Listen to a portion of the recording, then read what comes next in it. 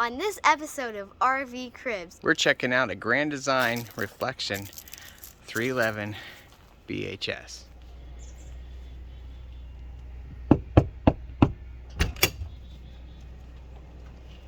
Hi, I'm Derek. Welcome to my crib. One of the main features of this camper that we really liked was the kitchen layout. So it has a large RV type fridge, but it's big enough for all of our food for full-time living. And it also has a freezer. It runs on both 110 AC and propane, so dual power. We like the center island, and it has these lift-out sink covers, so you have more counter space when you're not doing dishes and stuff. And then over here on the breakfast bar, whatever you want to call it, it has a lot of room. So we have our air fryer here, we have a knife block, blender, a water filter, and an ice maker. And it has lots of cabinets here for storage for like plates and stuff, and we have some snacks and food in there. And then of course you got a 3-burner stove, and then an oven, and the oven works pretty good. You got a microwave that does convection also. And then we have this large pantry that is currently stocked full. And one of the upgrades I did, normally it just has this light here, but I ran LED lights all along the side so you could actually see what's down in the bottom of it. Because before you couldn't see what's down in the bottom very easily. So that's pretty much the kitchen. We got all of our spices here. Oh yeah. And one of the big upgrades that I did was I actually added a dishwasher. So this is a countertop dishwasher that we mounted underneath of the sink and it's plumbed into the plumbing. So it has room for, it's called 6 place settings. It allows us to do the smaller dishes really easily. And if we come around here, we have a custom-made booth. When we bought our camper, the booth had been removed, but we liked the booth. So we had basically it remade. And so this table goes down to have a bed, and then it has storage in it that you can get from the front or by lifting up the seat here. So that's pretty handy. Also, our camper didn't have a recliner here. It had some goofy IKEA couch. So we got this home theater seating that has electric and stuff. So it's pretty comfortable to sit and watch movies on our TV. It's also hooked up to a DVD player and a stereo. And then the fireplace here, it actually turns on and actually creates heat. So when it just gets a little bit chilly at night, we've been running this at night to get a little heat in the camper. And it also changes colors. It's kind of cool, so kind of set the mood. Other than that, the main living area has a lot of storage. So we have games up there, books on the bookshelves, and homeschool and work items, and it just really works well for us. So as you enter the door from outside, in this cabinet is a control panel. So you have controls for the 4 slides. So there's a slide for the kitchen, there's one for the dining room and living room area, there's one for the back bunk room, and then there's one in the master. You have all your switches for your lights and water heater and tank heaters. This does have tank heaters, and then the monitor for the tank levels. A lot of this can also be controlled via a phone app on your phone. So like you can be outside running these slides and making sure it's not going to hit anything. The leveling system is also controllable on the phone. So that's pretty handy. So we go on up the steps, and we'll go into the bathroom. So as we go into the bathroom, it's pretty spacious. Pretty spacious for an RV, that is. So you have a porcelain toilet, a sink obviously, and then you got the stand-up shower. It has nice height. I'm about 4'9" I'm about 5'9" and I have tons of headspace. If you're, you know, over 6 foot, you should be fine. Has a wand for showering. Then we just put our soap and shampoos in a little dispenser there.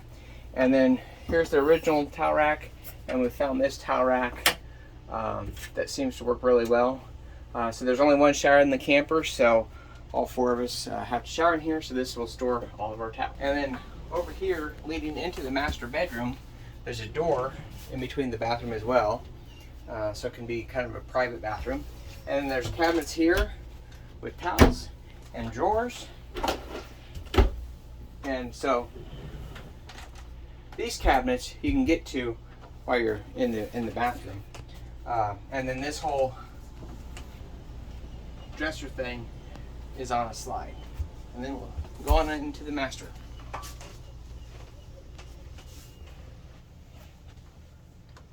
Alright, so in the master, we have a queen size bed here. It lifts up, and there's a bunch of storage underneath of it. We've got a bunch of storage cabinets up above the bed.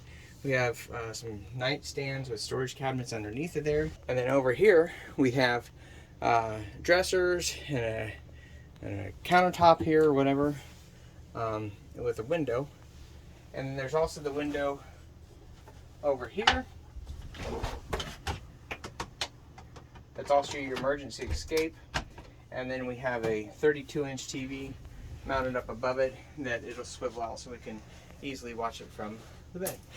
And of course, in any RV, we have command strip hooks all over to store stuff like our hats, our jackets, and More jackets.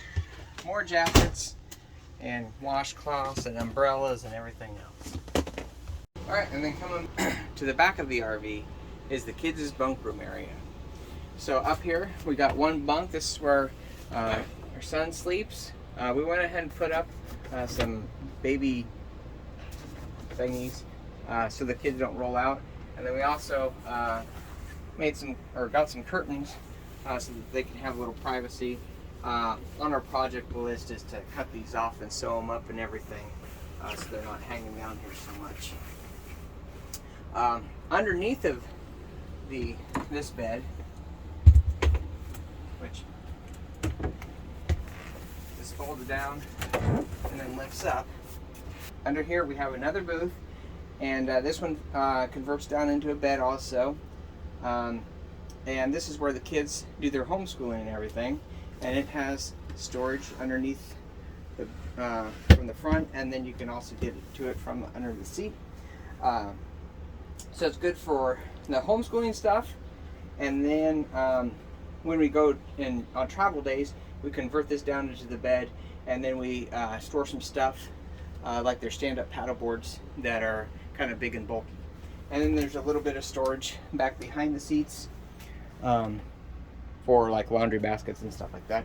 And you know, normally this came with a couch in here with a fold-out bed, but we didn't need that since we only have 2 kids, so it works pretty well for us. All right, and then on the other side we have another bed up here for my daughter. Same thing with curtain. This bed is a little bit bigger, so she has a lot of stuffed animals, so that's the reason why she's over here. And then she just uses the shelves as the ladder to get up in there. And then you have several drawers and a closet here for their clothes. And then here is this is actually a 32-inch computer monitor that is mounted, and then it swings out of the way so you can get back here to like the Xbox and their gaming stuff. And then it has a Fire Stick on it so that they can watch TV on it. And then we also have another storage rack for additional kids stuff. And one of the big features that we liked about this trailer and why we got it was because behind door number 5 is a half bath. So the kids can use this bath in like the middle of the night, and then they're not waking us up and having to travel through the entire RV. So that was one of the features that we really liked about this particular boat. So on the outside of our 311, started up here at the front, I added or converted to this 16,000 pound Reese goose box hitch. It allows you to use the gooseneck ball in your truck so you don't have a big fifth wheel hitch.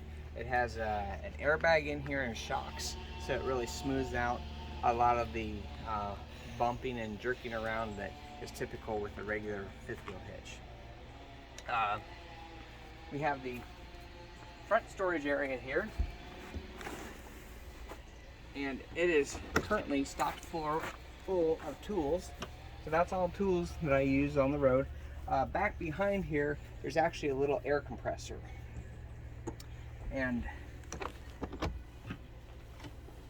a handy thing that I did is I have a quick disconnect right here, so you can hook up your air hose, and so you can air up your tires, you can air up the goose box, but what we've really used it for is to air up our stand-up paddle boards and maybe bike tires. So continuing on around on our tour, we got the storage under here, and again, it's stocked full of stuff. It's really hard to organize all the stuff that I feel that you need to be on the road. So if you look in here, there's quite a bit of storage room, and I actually did some modifications that I'll show you in just a minute over here on the Nautilus system to really open this up and allow a whole bunch of storage. It has an outlet in here, so I will have my battery charger plugged in sometimes, and right now we got our Starlink router kind of temporarily set up and charging here, so that I got my cord going through the pass-through there. So that's pretty handy. There are awnings that come out, and they're handy. And then the slides, of course, I don't have slide toppers on them. I kind of debated about getting slide toppers, and ultimately I decided it's not worth the expense for some of the downsides of them, so I decided not to get those.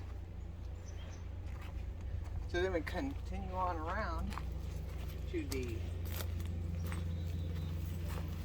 outdoor kitchen of the camper, and as you can see, we have a combo washer and dryer. Now, stock in the 311 VHS, it doesn't come with a washer and dryer, but I added this one, which you can see how to do that in the link up here. So what I like about this though is it has storage up here for like our laundry detergent, and then the sink, so I can cook out here, and then have a place to wash my hands after like handling raw meat and stuff. And then originally, again, to get the washing machine in here, normally there's a pull out like 2-burner cooktop in a 2020 model.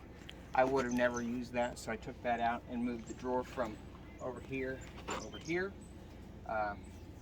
so that I can store my cooking utensils in there. And then this is the vented portion for the dryer. And then for cooking, we have a Camp Chef 2-burner Explorer grill. So I got the griddle on there, and I got the grill. And then there's a quick disconnect down here for the propane line, and just runs over to the Camp Chef, and we're cooking. So that is the outdoor kitchen. It's a great feature. The other part of it that I didn't like is normally there's a fridge here, which originally we thought that was going to be great for travel days to keep sandwiches and drinks cold, but it only runs on 110 volt power, and this doesn't have an inverter in it, so going down the road it wasn't powered, so it's like that kind of defeated the purpose. So kind of disappointed there. And then of course this closes, and that's it. Out back here, it's not hooked up right now, but we have a 4 bike rack that currently has a big spider on it. Pretty little spider. And then and that slides into the receiver hitch. So the receiver hitch is rated for 3,000 pounds of towing capacity and 300 pounds of tongue weight. So with the bikes on there, it's probably a little bit under that. And then here's the ladder, and that's where we hang our poop tote tank when we're going down the road. So one last stop on the tour is on the other side. All right, now we're on the driver's side of the camper, and I wanted to show you this. Come in here, camera girl. So normally, this is the Nautilus system, and normally it comes out this way to about here, and so it blocks all this room here that is usable storage. So I modified this and turned it 90 degrees, and now I have a lot more storage, and it still operates just like it did previously. So I really like that modification, and I haven't had any problems with leakage or anything, so it worked out great. And then one last thing, I did upgrade to some Ceylon tires before we took off on our full-time adventures. They're like 14 or 16 ply tires, and they weren't terribly expensive, and so far they've held up great.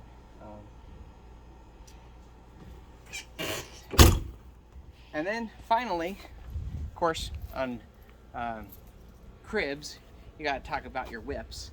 So my whip is a 2018 Ram 3500 1-ton single rear wheel truck with the Cummins 6.7 liter engine, and you know, it's really paired very nicely to the 311. All right, thanks for checking out my